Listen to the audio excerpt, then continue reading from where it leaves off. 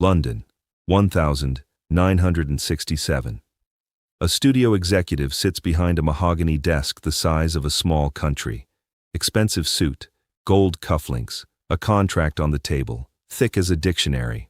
Across from him sits a man with a jaw carved from Scottish granite and eyes that do not blink. The executive slides the contract forward. He taps it with one finger. He says the words every powerful man in that room has been rehearsing for weeks. And then something extraordinary happens. The man across from him does not flinch, does not sweat, does not reach for the pen. He stands up, slowly, all 6 feet, 2 inches of him. He reaches for his coat hanging on the chair. He puts it on, one arm, then the other. Deliberate, unhurried, like a man who has absolutely nowhere else to be and everywhere else to go at exactly the same time. He says one word, then he walks out. The door closes behind him. The room goes completely silent. And in that silence, an entire era of Hollywood power shifts by 3 degrees. But to understand what just happened in that room, you have to go back, way back, to a city built on cold mornings, hard stone, and men who learned early that no one gives you anything you do not earn with your hands. Let me tell you the real story. Act 1. The boy from Fountainbridge, Edinburgh, Scotland. 1930 seconds.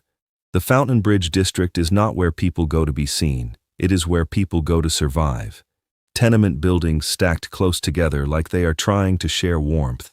Children barefoot in August because shoes cost money the family does not have. Thomas Sean Connery is born here on August 25, 1930. His father works at a rubber factory. His mother takes in laundry.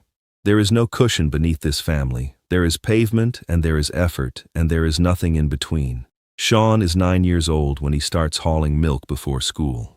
Edinburgh mornings in November are not gentle. He pushes a cart through streets still dark at 6 in the morning while other children are sleeping. He is not looking for sympathy. He is already learning something that will define him for the next 7 decades. Effort does not ask permission. You either move or you do not. At 13, he leaves school, full-time milkman, same route he has walked since he was 9. His responsibility now, his wages, 21 shillings a week. He stretches those 21 shillings with a discipline that most grown men never find. He also polishes coffins. Not metaphorically, literally. He runs his hands along the wood. He makes it shine. No one is watching. You do the job right or you do not. The wood either shines or it does not. You simply do it correctly because your name is on the work. This will matter later. At 16, he joins the Royal Navy. Then, his stomach betrays him. Duodenal ulcers, medical discharge, back in Edinburgh at 17. No Navy, no plan, no diploma. Oh, just a body that has been through more than most and a mind quietly cataloging every lesson. He lays bricks. He models for art students. He does not see this as humiliating. His body is a tool. He rents it. He saves the money. At 18, he is polishing his body the same way he once polished coffins, methodically, every day, without drama. He enters the 1950 Mr. Universe competition. He does not win, but something else happens in that room that matters more. Act 2. The Pivot, London, 1951. Sean Connery places 3rd in the tall man's division at Mr. Universe. He is 20 years old. A Scottish laborer with no formal training, no industry connections, and no real reason to believe anything is about to change. But a man in that room notices something. It is not the muscles. Plenty of men there have muscles. It is the way Sean Connery moves through a space. There is a word for it that people will spend the next 50 years reaching for. Presence. An animal ease. Like watching something that was designed specifically to occupy a room and fill it completely without appearing to try. The man approaches him after the competition. He mentions that South Pacific is running in London's West End.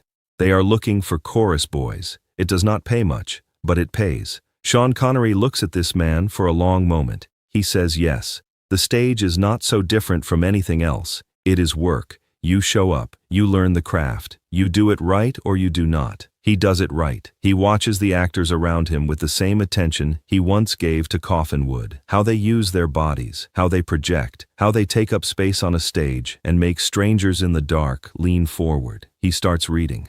Stanislavski, Ibsen, Shaw. A man with no formal education becomes one of the most self-educated actors in the profession, because if he wants to compete at the highest level, he has to be built for it. In 1953, he gets his first small television roles. In 1957, he is on screen in British films. He is good, startlingly good. Raw, yes. Unrefined, yes. But there is something behind the eyes that no acting school can manufacture. The problem is that the industry does not quite know what to do with him. He is too rough for drawing room comedies, too intense for light entertainment. His accent is Edinburgh through and through, and Edinburgh is not where the British film industry imagines its leading men. He plays soldiers, villains, working-class men with dangerous edges. He does the work, he cashes the checks, he keeps studying. And then Ian Fleming publishes a series of spy novels about a man named James Bond, and a producer named Albert Broccoli starts thinking about what that man should look like on screen. Act 3. The Room Where Everything Changes, London, 1961. The offices of Eon Productions. Albert Broccoli and Harry Saltzman are building a film franchise around a suave, ruthless British spy. Ian Fleming has very specific ideas: wealthy background, elite education, a man of the world. The names being discussed for the role include David Niven, Cary Grant, and Rex Harrison. Sean Connery is not on anyone's list. Sean Connery puts himself on the list. He walks into the audition the way he walks into every room. Not aggressively, not nervously, with the complete physical ease of a man comfortable in his own body since he was polishing coffins at 16. His suit is not expensive. His accent is unmistakably Scottish. He sits down, and there is a stillness about him that makes everyone else in the room slightly more conscious of their own movements. The producers watch him. They are expecting the usual. Actors trying to impress. Actors performing the performance of performing. Connery simply sits there and takes the air out of the room. When the audition is over, he stands up. He does not linger. He does not wait for a reaction or a response. He thanks the producers, nods once, and walks out. The producers move to the window. They watch him cross the street below. Broccoli turns to Saltzman. He says something along the lines of "that man, that one, that is it." Dana Broccoli, Albert's wife, puts it even more simply. She says he moves like an animal, and she means it as the highest possible compliment. Fleming hates the choice. Bond, in his imagination, is a product of Eton. Connery is Fountain Bridge. Milk carts. Coffin polish. Royal Navy discharge papers, but then they shoot the screen test. Fleming goes quiet.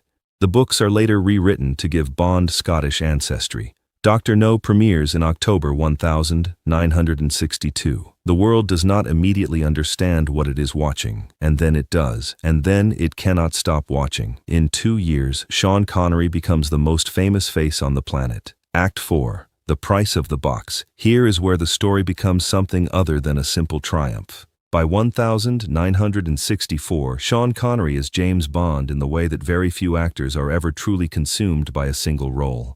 The franchise is printing money. Every film makes more than the last. The producers are delighted. The studio is delighted. Ian Fleming is delighted. Sean Connery is not delighted. Not because he is ungrateful, not because he does not understand what Bond gave him, but because he sees, with absolute clarity, what the machine is trying to do with him. It is trying to put him in a box. The same box, forever. The tuxedo, the gadgets, the formula. They want Sean Connery the product, not Sean Connery the actor. He did not build himself from nothing to become a logo. The studio does not take this quietly. The meetings get difficult. The contracts get punishing. The pressure to sign, to commit, to agree, becomes enormous. And then comes the room. Act 5. One word.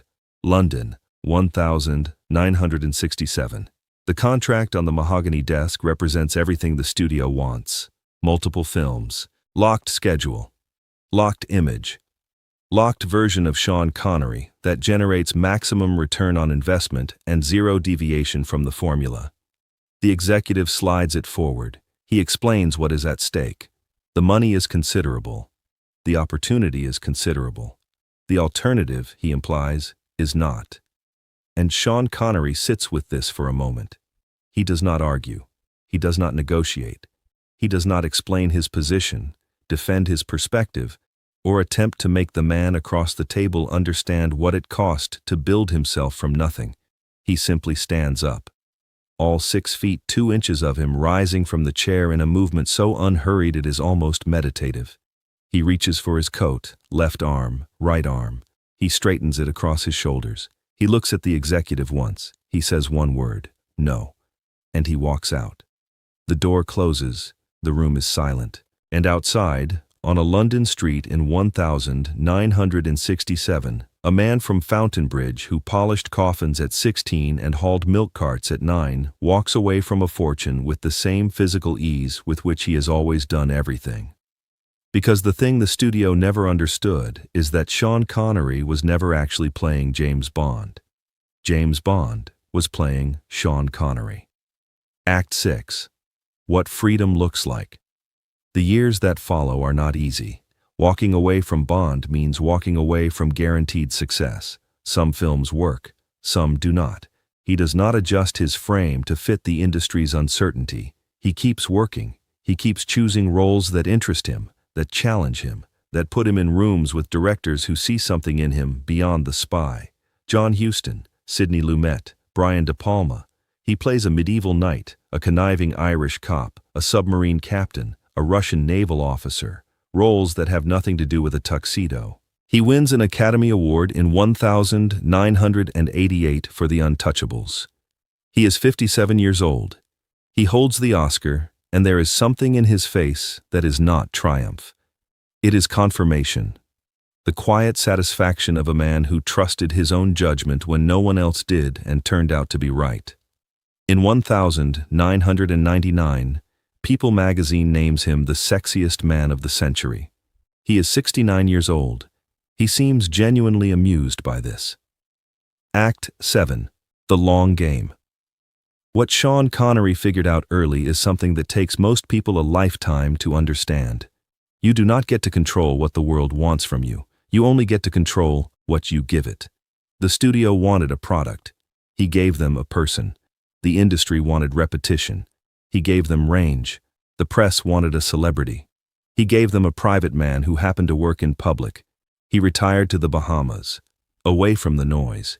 He had made his films, walked out of his rooms. He was done explaining himself.